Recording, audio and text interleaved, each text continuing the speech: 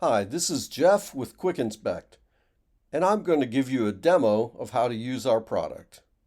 What you're seeing here is our desktop version of QuickInspect, and all the functions that you do on the desktop are the same on any mobile device, whether it's an iPhone or an Android or a tablet.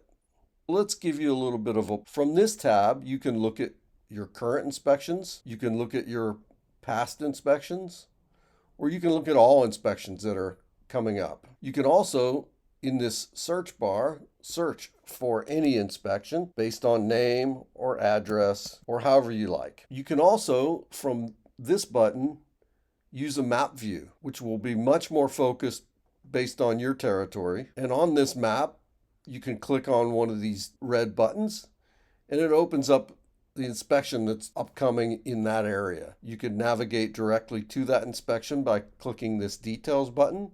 You can also use Google Maps to navigate to the property directly from this button here. We're going to go back to the list view by clicking. What you'll also notice here is there's a new inspection button on the right and the new inspections button right here on the left. They're the same button. You can start an inspection from either one of those.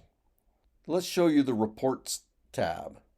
This is where all the reports you've already performed reside. From these, you can navigate directly to them and view the report, or you can delete them from your desktop altogether. This next tab is your Scheduler tab. QuickInspect has built its own scheduler that you can configure, and the way to do that is go into the Availability tab, click your days and times that you're open, select your time zone, and then go to configurations part, and now you'll configure what your different types of inspections are, whether it's a home inspection or a radon inspection, or it could be a pool inspection, or if you're in Florida, it could be wind mitigation. Whatever inspection you have, you can create different ones, different time periods that it takes to perform those inspections. And if you want a buffer time in between inspections, you can do that. And then you can also select minimum days notice that they can schedule those inspections and future notice that they can schedule those inspections. And then what are the booking actions that you want to have? So that is back office functionality that happens when someone books an inspection from your scheduler. I'll show you the scheduler at a later time. This tab here is your Contacts tab. This is a list of all the contacts you have placed into your application when you created inspections, whether it's the agent, the client, the homeowner, seller's agents, anyone that you created on your inspection. The Templates tab is a list of all templates available to you. We have built-in inspection all listed here, from InterNACHI to radon, swimming pool, wood destroying insect, a residential roof inspection. Texas, we have the Trek template. We always have the new one available. There's a wind mitigation and 4-point. We also have a thermal inspection that I've created. So what you'll see here in green are templates that have been created by you. If I go to the InterNACHI template, I have an option of starting a new inspection from here as well, or I can actually clone and edit this entire template. By clicking clone and edit, it brings up the InterNACHI template. I can rename it whatever I want. This one automatically renames it InterNACHI copy. And I can give it a description. And now I see all these sections that are associated with it. If I don't like these sections, I can delete these sections. I can also add a section. And then once I add that section, I can take and drag and drop that anywhere I want. You can also look at the subsections and drag and drop each one of these around. You can add a category to it, a checkbox. You can rename these. And again, you can just drag and drop them wherever you want, depending on the order that you perform the inspection. And then I'll save this template. And now that is saved in my templates library. And I'll go back, and here it is. I didn't name it, but that is where it is. It's created. What you can also do from the Templates tab is create an entirely new template on your own. You can do that in two ways. You can import that template, and it'll give you guidance from there on how to import that. and we'll get that import and we'll make it available to you on the back end of our software. Or click the new template button and start a new template from scratch. And I'm going to name this Jeff's template, give it a description, mine, and what you'll see here is there are sections ready to be added. Roof, add another section, and I'll name that basement or whatever. And you can continue to add sections and go back and rename them at will. Within each of these main sections, there is an ability to add subsections. So I'll go back to the roof section and I want to add a subsection to this. And then when you add the subsections, you can also add categories that you want, which is present, not available, anything you want to add as a check button. This inspections items button here allows you to turn these on and off within your template. You can turn comments on and off so that you aren't able to make comments or you are. Similarly, defects is the same way. Let's go back to the template section. So let's talk now about the narratives section. This is where your narratives exist. QuickInspect comes with over 7,000 preloaded narratives, but you can also create your own narratives either on the fly as you're inspecting. You can also import a CSV file of all the narratives that you may have, or you can create a new narrative right here. And you can name it and give it a description. I'll show you how you can do that from your phone later using voice commands.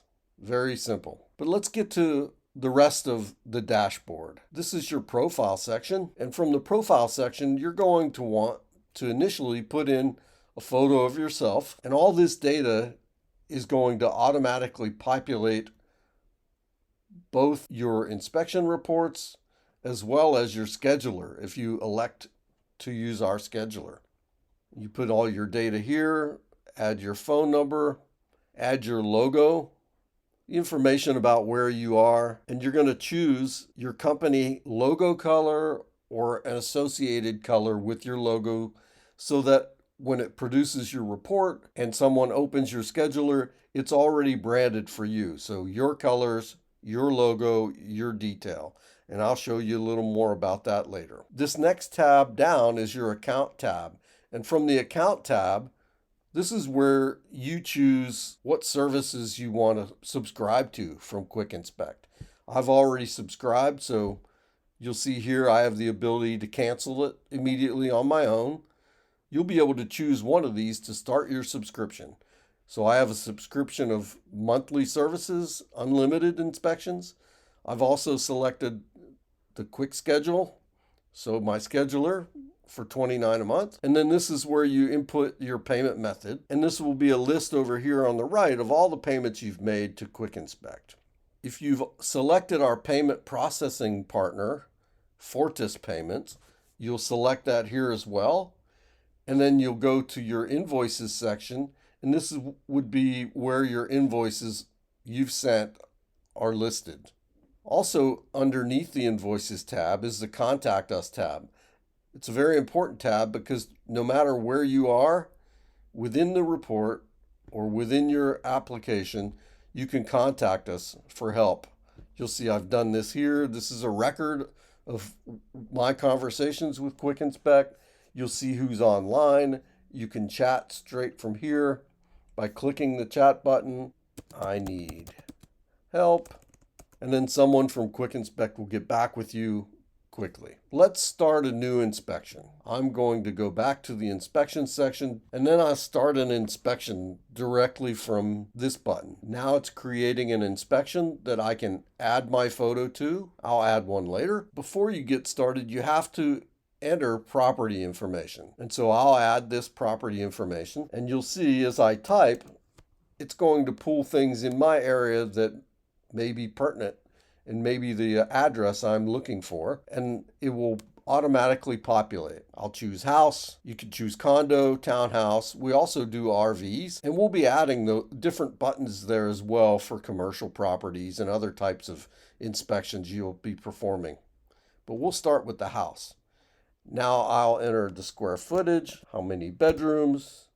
how many bathrooms, and then the year built, and I'll save that. And you'll see the top right corner, it's saving, and now it's saved. You'll also want to add from here your contacts. And so from here, I'll add me. I'm the seller's agent, or I could be the buyer's agent or homeowner, whatever I want to choose for that person. And now I'll add their email address, phone number, save that, and it's saved. I want to add another one so that the seller's agent, John's the seller's agent, john@gmail.com. And now I've saved John's information as well, so that when you produce your report, you'll have the option of who you want to send this to. You want to send it to the buyer's agent, the seller's agent, the homeowner. Everyone will be in there listed once you've added them as a contact. From this section, you'll see the date that your inspection is scheduled for, the time that it's been selected, and roughly how many hours or the duration of the inspection. You'll also see there are a section where property notes can be input. These property notes do not appear on the report, but these are for your own edification. And so perhaps dog in yard is needed. Also, you'll see here there's a create an invoice section. From this section, you'll be able to create an invoice if you've selected our payment processing. It's not necessary that you do, but if you'd like to use our invoicing from your profile tab, you can do so. Now that we've entered this property information, this allows us to choose a template. So I'm going to choose the template. I'll scroll through here and see which ones are available. If it's the one that I've created that I want, or let's say it's the InterNACHI template, I can choose that InterNACHI template. I'll see what the sections are, and I've selected this one. Once you choose a template, it's locked into that particular address. If you, for whatever reason, would like to change that template, you'll have to start an inspection from scratch again and choose that other one. But we're going to choose this template and say, yes, we want that. And there we go. Now we're getting started. You'll see all the sections here on the left. And if you want to start in the cooling section, you can do that. You could start in the electrical section, either way, but I'll start from the roof section. You'll see that all these are at 0% right now. As you go through each one of these sections and finish them, they'll have 100% finished. And these are just markers to give you an idea of how far you are. You can finish an inspection without doing all of those if you want. We don't lock you into that. But let's start this roof inspection. I'm going to click inspected, or not present, or not within scope, whatever I want. It's an asphalt shingle. I inspected it from the ground or from the rooftop or both. And now I can start making my comment and taking photos. And so a comment is always associated with photos, as we know. And so from here, you'll see that I can select it. Is it a defect or is it a comment only? If it's a defect, those will bubble to the top of your report from the digital report. So we'll start with a comment. We'll go in here. You'll see you can make a comment on your own by typing. If you're on your phone, you can use voice commands by merely clicking the title or the description area, and then click your microphone button on your phone and start recording straight from there. But I'm going to use our narratives library to autofill. And so I'm going to autofill, and here it is. It's asking for me to select from the roof, but I can also search here, and I'll search shingle. It'll pull up what I think might be it, and I'll choose this one. From here, I can choose to clone and edit that comment. On the fly, I can take that and say, yes, I want this portion of it, or I can just select from it. It auto-populates, and from there I add a photo, or I add multiple photos, whatever I want. This is from my desktop, so it's adding from the desktop, but on your phone it'll give you an option to either take a photo or add them from your photo library. And now I've selected these 4 all at once, and now it's populating those, and there they are. If I want to annotate one of these images, I just use this pencil mark here. I click on it. I click on it again over here in the corner, and now I have options of what I want to annotate with. And so I'm going to select an arrow, and there it places an arrow, and I can move it around. I can grab it, drag it wherever I want, but I want to talk about the roof. So I'm going to point at the roof. Yes, that's what I want. If I want to, and there it is. It's added to that photo and we're ready to go, and we're going to add that. Now, for whatever reason, if I want to add a defect to this, or a deficiency, whatever you want to call it, I can add a deficiency and I can give it a severity level. The severity level is maintenance or recommendation or a safety hazard. And these are color coded. The maintenance ones are color coded in yellow, recommendations are color coded in orange, and safety hazards are color coded in red. So I'll select a safety hazard. I'm going to now autofill from the library and say that the roof edge is incorrect. I'm going to select it. I'll add a photo of it just like before. I'll add this photo. Again, if I'm on my phone, I'll add them from the photo library or have the option to take my photo from there. And then I will add this. And so you'll see it's marked as a safety hazard here on your report. So that's how you navigate and create your inspection report.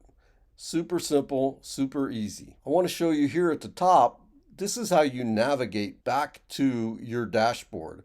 So I'm in the sections area. If I want to go to summary, this is where I go back and I look at how my report is, what the data is that I put in here. At any time, I can view what this report is going to look like. And so this gives me an idea of what the report will look like when I'm finished. And you'll see here the defects listed here at the top. And then in the roof section, these are the comments I started making and the images associated with those comments. And I can navigate through these and see that I haven't done any of these sections yet, but I will. And then go back to site details. And now if I want to go all the way back to my dashboard, I click this home button here, top left, and it takes me back to my dashboard. I also want to show you from the dashboard this feedback button here on the top right. This is a very important button. It's on every page, no matter what you do. If you're on your mobile device, it'll be a star. But from this button, you can help us make our product better every day or give any kind of feedback you want. By clicking that button, it gives you an opportunity to just contact us, give us a feature request, something that you think we should do to make the product better. You can report a bug. If there's something going on that's broken, you can report that from here, or you can just draw on the screen and give us feedback. So I've selected this thing, and I'm going to make a square here. I can select an arrow, and I can point with that arrow. I can also just click this text button and start typing right here. I love this, and save it. And then from there, I click next and I tell you, well, I like the product, 5 stars. It's automatically populating your name, your email address, and now you can leave a comment and then send the feedback. And there you go. You'll get an email, we'll get an email, and you'll get emails that follow up on what we've done to fix that challenge that you've just alerted us to. So that's a quick run through of the QuickInspect application. Again, if you're using a mobile device, it'll look more like this. This plus button here and this plus button here is where you'll navigate to start a new inspection. And then you'll just have icons associated with all those different categories. Thank you so much for trying QuickInspect.